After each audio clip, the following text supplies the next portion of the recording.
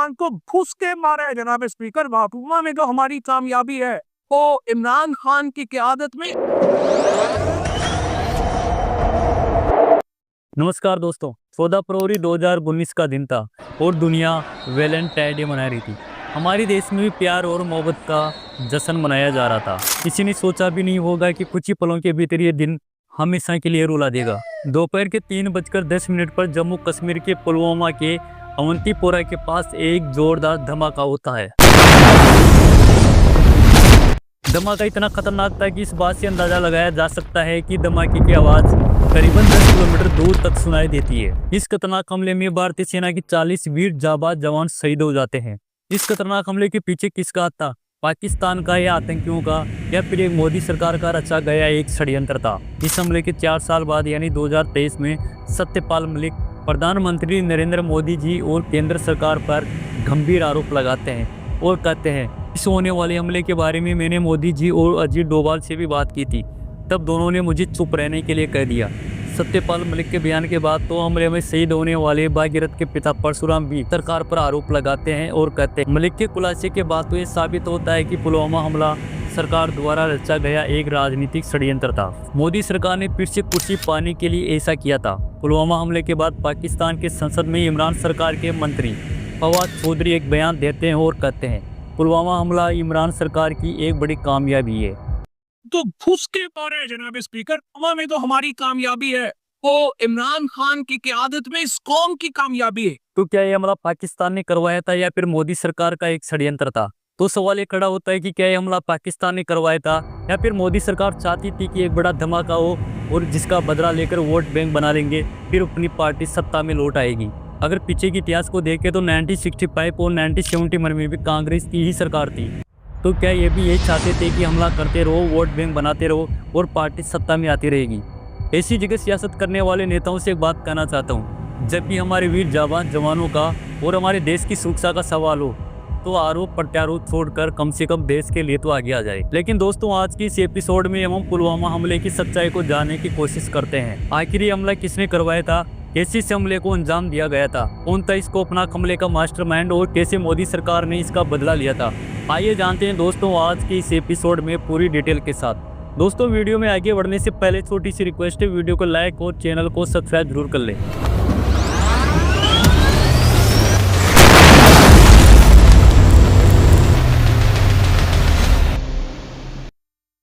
पुलवामा हमले से पहले ऐसी कई घटना हुई थी जिसका नतीजा पुलवामा हमला था। इस खतरनाक हमले की तैयारी कई दिनों से चल रही थी। 18 सितंबर 2016 में उरी सेक्टर में भारतीय सेना के कैंप पर एक खतरनाक हमला होता है जिसमें 19 भारतीय जवान शहीद हो जाते हैं। इस हमले का जिम्मेदार भी आतंकी संगठन जैश-ए-मोहम्मद था। इस हमले का हिसाब किताब पूरा करने के लिए भारतीय सेना ने भी 29 सितंबर 2016 को पोक यानी कि पाकिस्तान कब्जे वाले कश्मीर पर एक सर्जिकल स्ट्राइक करके आतंकी ठिकानों को नष्ट कर दिया। इस हमले के बाद आतंकी संगठनों का भारत के प्रति और भी आक्रोश बढ़ गया था। साल 2018 में आर्टिकल 35A को कश्मीर से हटाने की बहस भी तेज हो गई थी।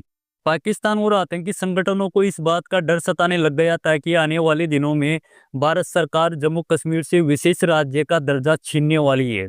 इसको लेकर जैश-ए-मोहम्मद और कई आतंकी संगठन एक बड़े हमले की योजना में बनाने में लग गए। आतंकी संगठन जैश-ए-मोहम्मद का मास्टरमाइंड मसूद अजहर एक बड़े हमले का प्लान तैयार करता है। इस हमले को अंजाम देने के लिए आदिल अहमद डार के नाम के एक आतंकी को चुना जाता है। इसके पीछे की एक वजह यह भी थी कि आदिल अहमद पुलवामा का ही रहने वाला था और यहाँ की हर लोकेशन से वाकिफ था। आदिल डार 2018 में जैश-ए-मोहम्मद में शामिल हो गया था। आदिल को पहले पूरी ट्रेनिंग दी जाती है, फिर पूरी तैयारी के साथ भारत पुलवामा में भेजा जाता है। आदिल डार को लीड कर रहे थे मोहम्मद उमर फारूक और गाजी राशिद। हमले का प्लान पहले ही बन चुका था। जैसे आदिल एक कार में RDX और नाइट्रेट विस्फोट को भर ले जाकर काफिले में जाएगा और पूरे प्लान को अंजाम देगा। इस RDX को ओवरग्राउंड वर्कर्स की मदद से पुलवामा में इकट्ठा किया जाता है। करीबन 300 किलो से अधिक RDX इकट्ठा कर लिया जाता है। हमले की तैयारी जनवरी में ही तय हो गई थी, पर ज्यादा बर्फबारी की वजह से इसे जनवरी से टाल दिया जाता है। हमला भी उस वक्त करना था जब भारतीय सेना का काफिला ज्यादा हो। इस हमले को जनवरी से हटाकर फरवरी में टारगेट किया जाता है। जहां दुनिया प्यार और मोहब्बत बांट रही थी, वही आतंकी एक खौफनाक साजिश को अंजाम देने की तैयारी कर रहे थे। भारतीय सेना के जवान जम्मू के एक आर्मी कैंप में रुके हुए थे। ये सब अपने बीवी बच्चों और रिश्तेदारों से मिलकर अपनी मातृभूमि की रक्षा के लिए आए थे। मौसम खराब था और भारी मात्रा में बर्फबारी हो रही थी। कैंप में करीबन 2500 से भी अधिक भारतीय सेना के जवान रुके हुए थे। इन सभी को अपनी अपनी पोस्ट पर जाना था। वैसे भी इतना बड़ा सेना का काफिला एक साथ नहीं जाता है। ये कोई वह इलाका नहीं है जहाँ सेना का फूल माला से स्वागत किया जाता है। ये एक संवेदनशील इलाका है। यहाँ हर कदम पर आतंकी हमला करने की फिराक में रहते हैं। आखिर ये फैसला लिया जाता है कि सभी जवानों को सड़क मार्ग द्वारा ही भेजा जाएगा। 78 बसों का इंतजाम किया जाता है। 14 फरवरी के दिन सुबह के वक्त ही 78 बसों में 2500 से भी अधिक जवानों का काफिला श्रीनगर की ओर निकलता है। किसी ने जानकारी आतंकियों तक पहुंचा दिया कि सेना का इतना बड़ा काफिला श्रीनगर की ओर जा रहा है। अब वो समय भी आ चुका था जब आतंकी अपने मंसूबे को अंजाम देने की तैयारी कर रहे थे। सेना का काफिला गुजर रहा था और दोपहर के करीबन 3 बजे का समय हो चुका था।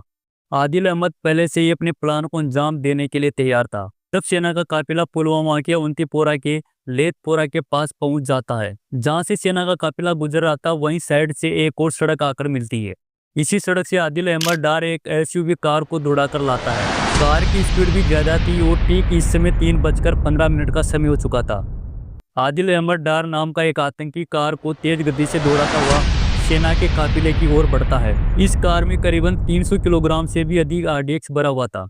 जब आरडीएक्स से भरी हुई कार सेना के काफिले से टकराती है तो एक जोरदार धमाका होता है।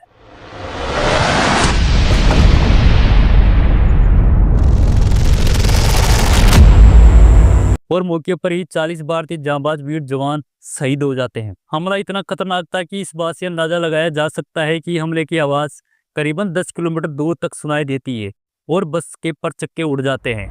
चारों तरफ खौफनाक मंजर था। कई सैनिक घायल हो गए। घायल सैनिकों को श्रीनगर आर्मी बेस हॉस्पिटल ले जाया गया और सारे प्रशासन को अलर्ट कर दिया जाता है। पूरे देश में आक्रोश की लहर फैल गई। जहां भारत में प्यार और मोहब्बत बांटी जा रही थी वहीं बदले की भावना भड़क जाती है। देश के हर व्यक्ति की जुबान पर एक ही नारा था, बदला। जहां लोग अपने अपने देश वीर सपूतों को श्रद्धांजलि दे रहा था, कैंडल मार्च निकाले जा रहे थे तो कई वीरांगना विधवा हो गई। किसी ने अपना पिता खोया तो किसी ने अपना पति तो किसी ने अपना बेटा। यानी कि कुल मिलाकर देश में पाकिस्तान का बहिष्कार हो रहा था। इस हमले के बाद भारतीय फिल्म निर्माता कबीर सिंह सहित कई निर्देशकों ने भारतीय फिल्मों को पाकिस्तान में रिलीज न करने का फैसला लिया। उस समय 2019 का क्रिकेट वर्ल्ड कप चल रहा था। बीसीसीआई ने पाकिस्तान के साथ होने वाली मैच का भी बहिष्कार कर दिया। डॉक्टर, विद्यार्थी, व्यापारी यानी कि हर आदमी अपने अपने लेवल पर बहिष्कार कर रहा था। इतना करने से पाकिस्तान सुधरने वाला नहीं था। हमले के दूसरे दिन यानी कि 15 फरवरी को झांसी उत्तर प्रदेश की सार्वजनिक सभा में मोदी जी ने पुलवामा हमले को लेकर एक बयान दिया और कहते हैं, वे बहुत बड़ी गलती कर चुके, बहुत बड़ी कीमत उनको चुकानी पड़ेगी। इस हमले के बाद कई सवाल खड़े होते हैं। जब इतना बड़ा काफिला जा रहा था तो सैनिकों को सुरक्षा मुहैया क्यों नहीं कराई गई? इस कहानी को और भी गहरा कर देता है 4 साल बाद आने वाला सत्यपाल मलिक का एक बयान। जब पुलवामा हमला हुआ था तब सत्यपाल मलिक जम्मू कश्मीर के राज्यपाल थे। सत्यपाल मलिक अपने बयान में कहते हैं, मैं को पाकिस्तान के दहलीज पे डाल देंगे और इस पे चुनाव लड़ देंगे। हमले के बाद भी प्रधानमंत्री नरेंद्र मोदी जी से फोन पर मेरी बात हुई थी।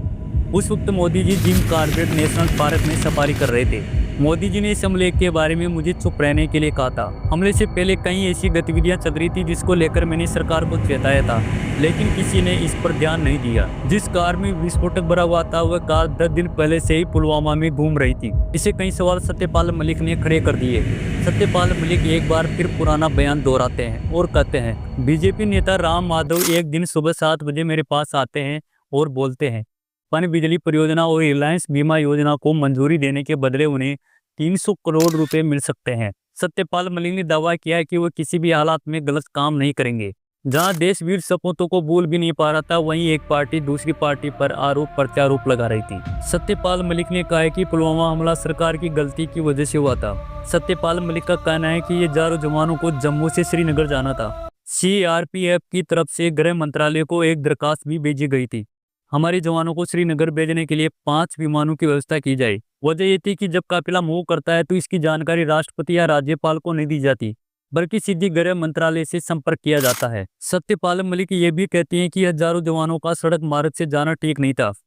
सीआरपीएफ की 5 विमानों की दरखास्त 4 महीने तक गृह मंत्रालय में दूर खाती रही। आखिरकार गृह मंत्रालय ने 5 विमान देने से साफ इनकार कर दिया। यदि इस हमले की जांच होती है तो गृह मंत्री राजनाथ सिंह को भी इस्तीफा देना पड़ता है, लेकिन कुछ हुआ ही नहीं।